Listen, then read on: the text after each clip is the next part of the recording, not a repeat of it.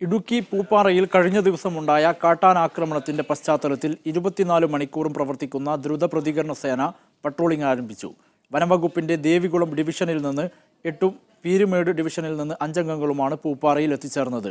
കാട്ടാനകളെ നിരീക്ഷിക്കുന്നതിനും ഭയപ്പെടുത്തി വനപ്രദേശത്തേക്ക് ഓടിക്കുന്നതിനും വേണ്ട ആധുനിക സജ്ജീകരണങ്ങളോടെയാണ് ഇവരുടെ പട്രോളിംഗ്.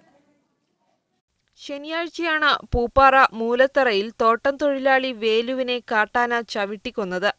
തുടർന്ന് നാട്ടുകാർ മണിക്കൂറുകളോളം മൃതദേഹവുമായി ദേശീയപാത ഉപരോധിച്ചിരുന്നു. ജീവനും സ്വത്തിനും ഭീഷണിയായ കാട്ടാനകളിൽ നിന്ന് രക്ഷ വേണമെന്ന ആവശ്യമുന്നയിച്ചായിരുന്നു പ്രതിഷേധം. ഇടുക്കി RDOയുടെ ഉറപ്പിന്റെ അടിസ്ഥാനത്തിലാണ് പിന്നീട് ജനങ്ങൾ പിരിഞ്ഞുപോയത്. കാട്ടാനകളുടെ ആക്രമണം കൂടിവരുന്ന പശ്ചാത്തലത്തിലാണ് റാപ്പിഡ് റെസ്പോൺസ് ടീം പൂപ്പാറയിലെത്തി പെട്രോളിംഗ് ആരംഭിച്ചത്.